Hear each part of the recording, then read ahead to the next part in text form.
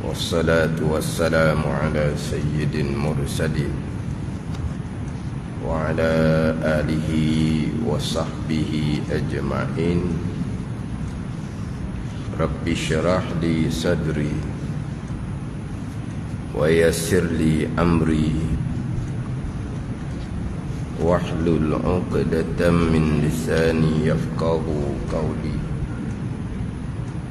Subhanaka la ilma lana illa ma 'allamtana innaka antal alimul hakim. Wala hawla wala quwwata illa billahil aliyyil azim. Kitab Penawar bagi hati, muka surat 79. Muka surat 79, baris yang kelima daripada bawah. Baris yang kelima daripada bawah.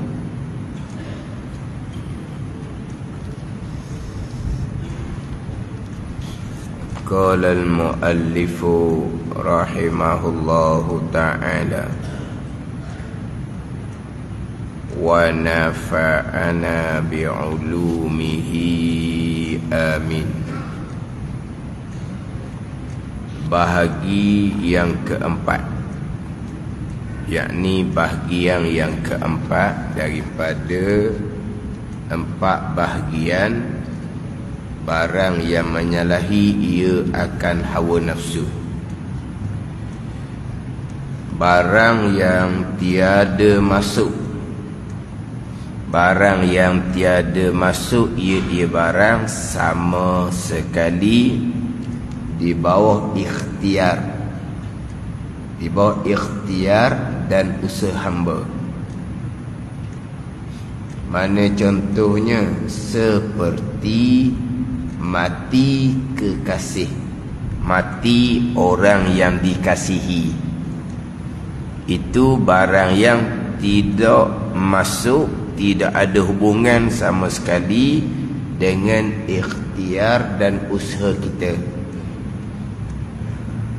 Tidak masuk, mana tidak ada hubungan, tidak ada kaitan, tidak bersangkut paut pun dengan ikhtiar usaha hamba.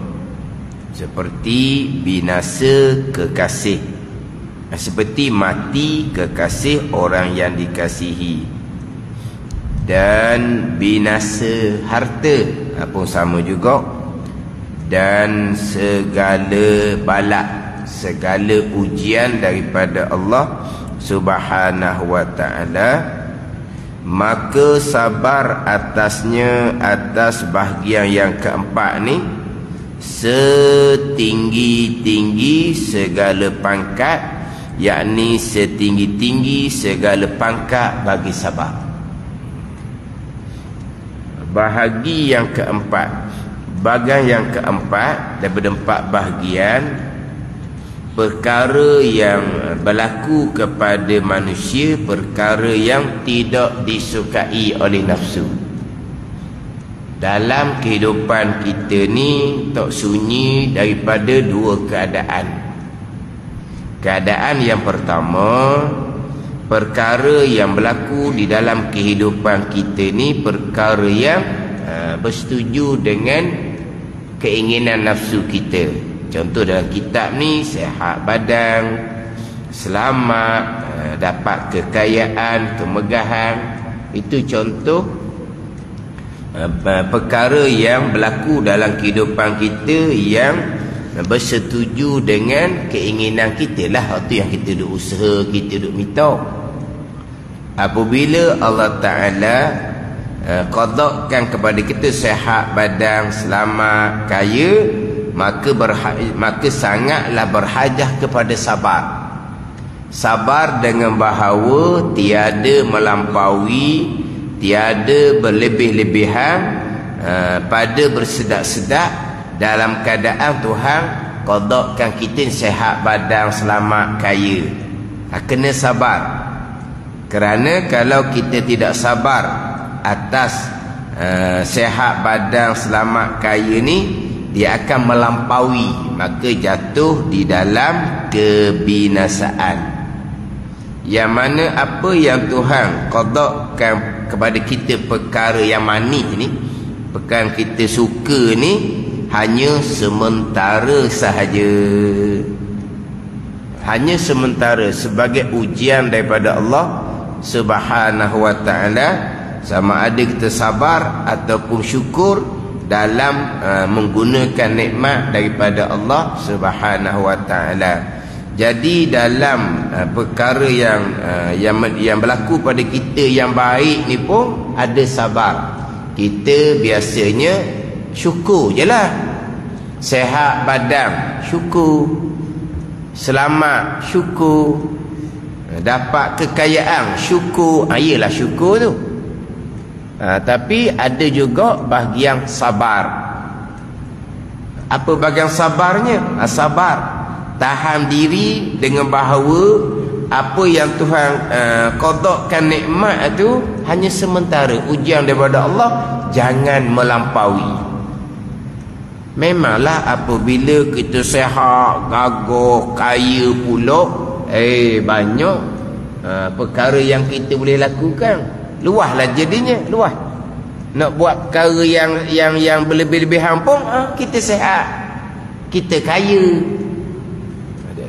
Yang mana sabar dalam keadaan seumpama ni, hak ni sabar yang lebih sukar, sabar yang lebih payah. Sabar dalam keadaan kita sehat, dalam keadaan kita banyak harta, sabar. Allah Ta'ala beri kita kemegahan, kedudukan, pangkat, sabar. Itu hanya sementara sahaja. Jangan berlebihan menggunakan kemegahan dan pangkat. Sebab kalau tak sabar di situ, bila ada kemegahan, ada pangkat, ikut suka kita. Kita orang atas kan, hak bawah ikut yang kita nak buat. Sabar. Itu ujian daripada Allah, sementara je. Dapat kemegahan, dapat pangkat, dapat kedudukan, sementara je. Sabar dengan bahawa jangan berlebih-lebihan melampaui dengan apa yang ada pada diri kita, yang datang daripada Allah Subhanahu wa ta'ala. Syukur-syukurlah juganya. Syukur dengan bahawa sehat badan, guna untuk mengabdikan diri akan Allah. Kaya, guna untuk mengabdikan diri akan Allah. Itu syukur. Tapi bukan syukur je, berserta dengan sabar. Barang yang berlaku kepada kita yang tidak disukai oleh hawa nafsu, ujian daripada Allah, bukannya sabar, nanti sabar yang paling tinggi nanti, bahagian keempat ni. Bukan di situ ada syukur pula. Syukur ke mana?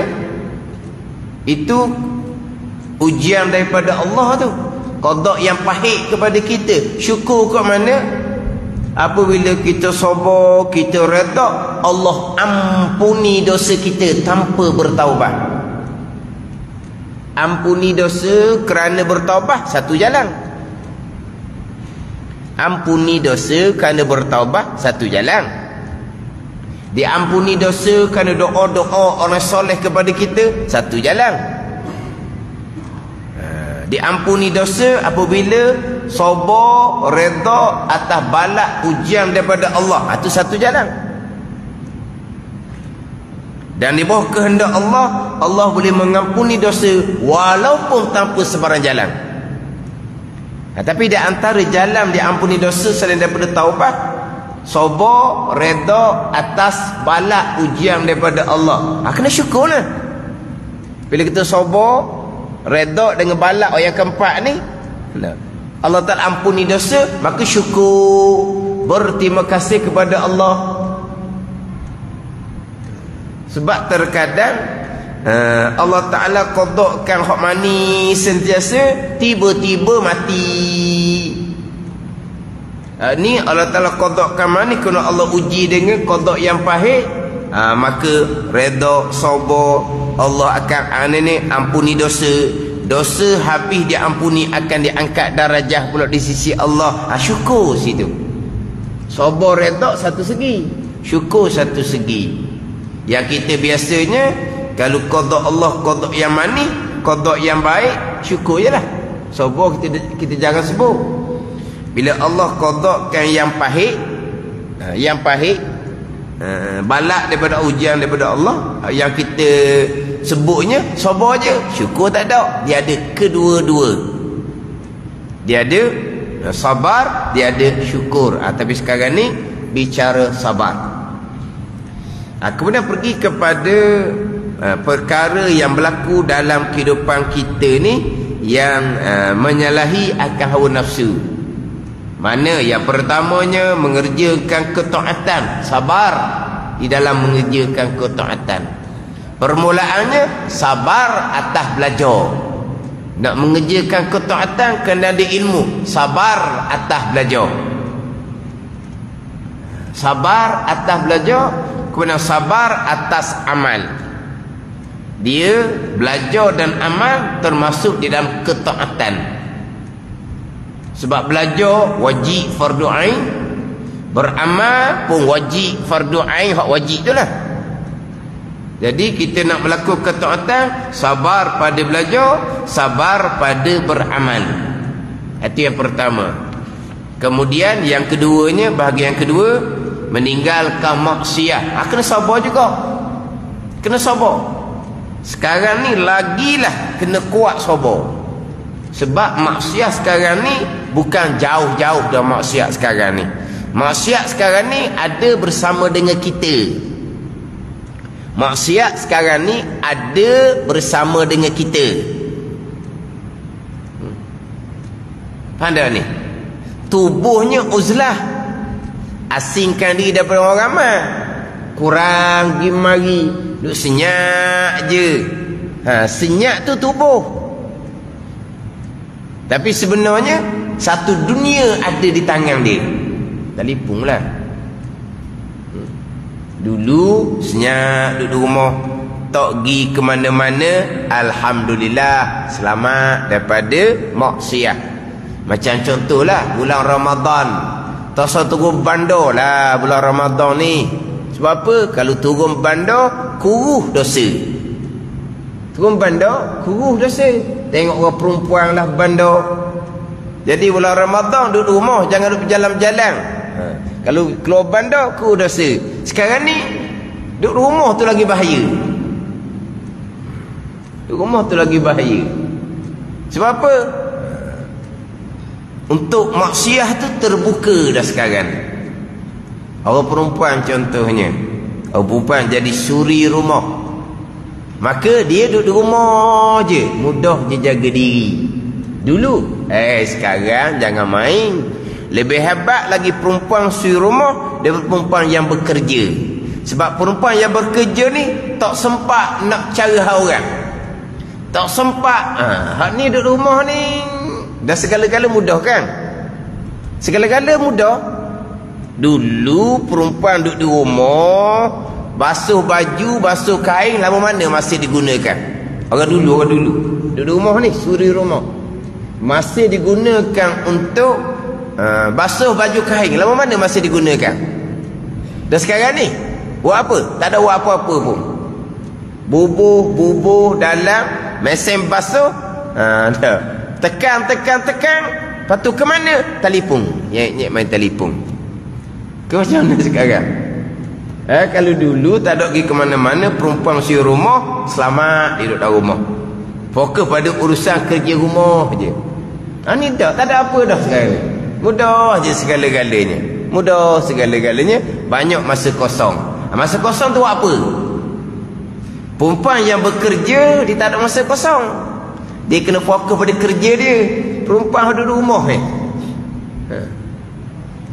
Yang mana perempuan ada rumah ni lebih tahu maklumat daripada suami yang sibuk bekerja. Ni hak perempuan ni. Ni kadang-kadang hak macam-macam. Kena sabar. Daripada sabar ketika meninggalkan segala maksiat. Tu kena sabar. Mula-mula okey lah. Mula-mulanya jelah sesama adik-beradik, keluarga, duduk jauh-jauh pun berhubung tiap-tiap hari. Mula-mula lah silaturahim. Mula-mula silaturahim. Kemudian dia pun larat. Macam mana? Adalah macam mana? Hak mula-mula ni silaturahim lah. Maknanya dengan adik-beradik tu tiap-tiap hari boleh berhubung. Bukan berhubung cakap. Boleh mana ni? Hak nampak muka tu lah. Mana panggil video call apa panggil? Boleh nampak muka laginya. Mana apa? Hubung silaturahim. Mula-mula. Lepas tu lama apa cerita pula? Cerita orang lah. Sabar pada meninggalkan segala maksiat. Kalau tak sabar kau pada habis gitu je. Habis masa gitu je. Ingat tak masa PKP tu? Masa PKP kan, tak ada pergi ke mana-mana kan. Ada orang gunakan masa PKP telefon untuk dengar kuliah agama. Banyak dia dengar kuliah agama. Ada orang pada masa PKP itu gunakan telefon, Allah lah, sia-sia. Kan masa tu kan tak boleh ke mana-mana kan. Duduk di rumah je. Maknanya tak masuk mula-mula tu. Mula-mula memang dululah ingat dah. Memang tak boleh ke mana-mana. Mereka boleh pergi pasar beli gitu je masa tu. Ada orang gunakan telefon untuk belajar ilmu agama. Boleh khotang kitab masa tu. Tapi ada orang menggunakan masa tu, masa PKP lockdown tu, dengan telefon dia sia-sia. Sia-sia okeylah. Sia-sia ni tidak berpahala. Bukan sia-sia, bukan maksiat. Sia-sia ni tidak berpahala tapi tidak berdosa. Tapi bukan sia-sia, bukan bermaksiat. Sabar pada meninggalkan segala maksiat. Itu yang kedua. Yang ketiga, yang terdahulu kita baca minggu lepas, barang yang tiada sangkut paut dengan ikhtiar hamba, tapi baginya ikhtiar pada menolak, umpama menyakiti orang lain dengan lidah atau dengan tangan, maka sabar dengan bahawa ketiadaan membalas. Sebab orang menyakiti kita itu bukan ikhtiar pilihan kita. Mengerjakan ketaatan ikhtiar pilihan kita. Meninggalkan maksiat ikhtiar pilihan kita. Orang menyakiti kita tak ada, bukan ikhtiar pilihan kita. Kita memilih supaya orang menyakiti kita. Bukan. Ada ni. Tetapi boleh jadi juga tau. Orang menyakiti kita adalah ikhtiar kita sendiri. Ada juga tau. Dah. Kita pergi okey apa? Jolok sarang terbuang. Jolok sarang terbuang. Faham lah terbuang. Bila jolok sarang je, menyakitilah, terbuang akan kita. Pilihan kita tu. Sebab kita jolok sarang terbuang. Terbuang menyakiti kita. Pilihan sebab kita pergi jolok sarang dia. Sama juga. Kita pergi jolok. Wak pandai. Wak sombong. Buat sombong, dijolok sarang terbuang, bergelepolah kena. Itu macam mana tu orang menyakiti tu? Orang menyakiti berpunca daripada ikhtiar kamu. Yang jolok sarang terbuang. Ada ni. Jadi waktu tu dia kena sabar yang kedua tu. Sabar daripada meninggalkan maksiat. Apa yang ditulis, yang dikata itu benda salah, benda maksiat, benda yang berdosa, benda yang kita minta maaf. Itu yang sabar yang kedua, bukan yang ketiga. Sebab dia yang memulai, dia yang buat salah. Tadilah jolok sarang terbuang. Faham lah. Bila jorok sarang terbuang. Hak yang ketiga ni tak ada apa-apa kitanya, duduk molek je, orang menyakiti, orang fitnah. Orang menyakiti dengan lidah atau dengan tangan. Menyakiti itu umpak, fitnah, maki. Itu bukan pilihan kita. Tapi kita ada pilihan untuk menolak. Kita ada pilihan untuk membalas. Sabar daripada membalas.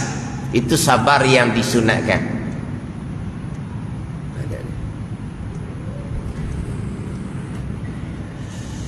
Tu kadang-kadang hak tak boleh nak jaga tu, tu telefon tu. Tu telefon. Bebas, sedap sangat. Bebas, sedap sangat. Kalau tengok dalam telefon tu, nama tu nama orang Melayu lah. Tak tahulah. Letak nama Melayu saja pun dah tahulah. Tapi bukan dia. Bukan. Itu bukan setakat maksiat. Bukan dosa dengan anak Adam. Bukan dosa anak Adam biasa. Dosa anak Adam yang berilmu. Nak duduk mana nanti? Aman-aman ke hidup seumpama tu. Orang pun buka FB. Oh, comel nampak. Anak bini pakai tudung comel nampak. Tapi tulisannya macam mana? Satu, telefon waktu tu. Satu, sabar. Bagian kedua, sabar pada meninggalkan segala maksiat. Orang menyakiti berpunca daripada kita yang memulai. Kita yang memulai. Sebab apabila orang yang menyakiti, memanglah boleh membalas, boleh menolong, ambil tindakan supaya dia akan berundur. Tapi membalas pun ada hak dia. Membalas ada hak dia. Boleh membalas, boleh membalas. Sebab dia menyakiti orang yang berilmu, boleh balas. Tapi ada hak dia. Dengan balas tu akhirnya menginsafkan. Insaf betul ke tak, tengoklah. Insaf betul ke tak.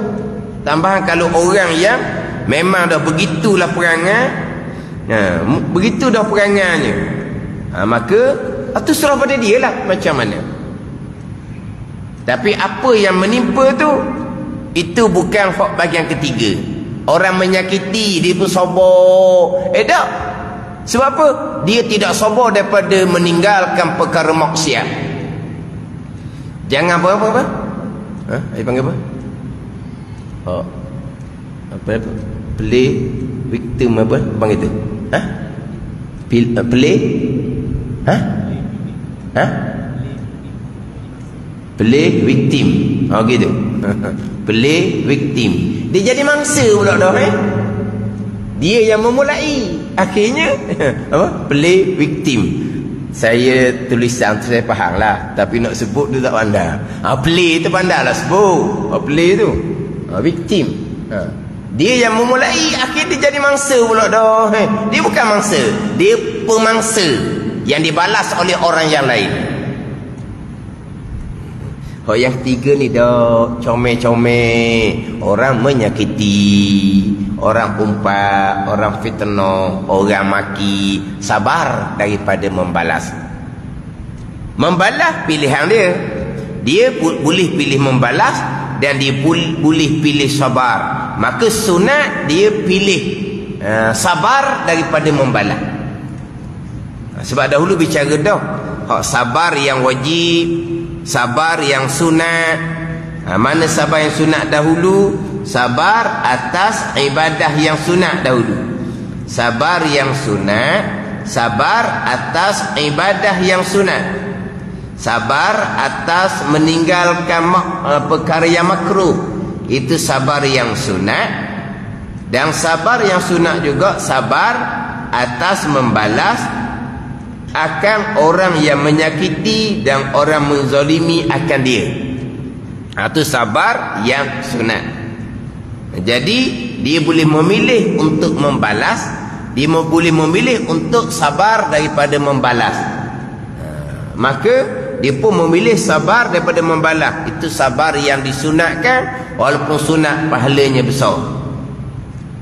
Itu hak yang ketiga. Barang yang keempat ni, barang yang tiada masuk, barang yang tiada sangkut paut. Ia barang sama sekali berikhtiar, pilihan dan juga usaha hamba. Tak masuk dalam ikhtiar dia. Bukan pilihan hamba, bukan pilihan orang lain, semata-mata kehendak Allah Subhanahu wa taala. Seperti mati kekasih, mati orang yang dikasihi. Mati orang yang dikasihi. Ini mati biasalah. Kalau mati berpunca daripada orang yang menzalimi, itu masuk kepada nombor 3. Mati kerana dizalimi. Mati kerana dizalimi. Mati kerana berlakunya kemalangan berpunca daripada kecuaian manusia yang lain. Hak tu duduk nombor 3. Kematian tu bukan bersebabkan ikhtiar hamba, tapi kita boleh ambil tindakan. Sebab kematian berpunca daripada dizalimi. Kematian berpunca dari kemalangan yang berpunca dari kecuaian manusia. Itu masuk nombor 3. Macam mana tu? Berlaku kemalangan tu berpunca daripada kecuaian. Nak ambil tindakan ke tidak? Sabar daripada mengambil tindakan membalas. Itu masuk nombor 3. Ni mati bukan mati dizalimi. Bukan mati berpunca daripada kecuaian manusia. Sebab kalau kata orang yang menzalimi, orang yang cuai, itu pilihan dia. Maka yang hamba yang dizalimi ni dia tak ada ikhtiar lah pada perkara tu, tapi ada ikhtiar pada menolak. Itu bahagian ketiga. Ini semua kita bicara pada zahir belaka ni. Dizalimi ke ataupun kecuaian ke, hakikinya qada qadar belaka. Itu yang lupalah waktunya. Kita minggu lepas, minggu dulu panjang bicara hak berkaitan dengan ikhtiar dan usaha. Yang pertama mengerjakan ketaatan, yang kedua meninggalkan maksiat. Itu pilihan hamba pada zahir. Hakikinya qada qadar belaka. Yang ketiga, yang keempat, yang keempat, perkara yang berlaku tu tidak ada berkait dengan ikhtiar hamba, tapi hamba ada ikhtiar pada menolak ataupun membalas. Hakikatnya kalau hamba menolak membalas pun qada qadar juga. Hak yang keempat ni barulah ni hak hakiki, tak ada berkait dengan ikhtiar hamba, semata-mata qada Allah Subhanahu wa taala. Yang pertama, kedua, ikhtiar hamba pada zahir. Yang ketiga, perkara yang berlaku tu bukan ikhtiar hamba, tapi hamba ada ikhtiar, ada pilihan untuk menolak dan membalas. Tapi hakikatnya sama sahaja. Hak qada qadar Allah Subhanahu wa ta'ala.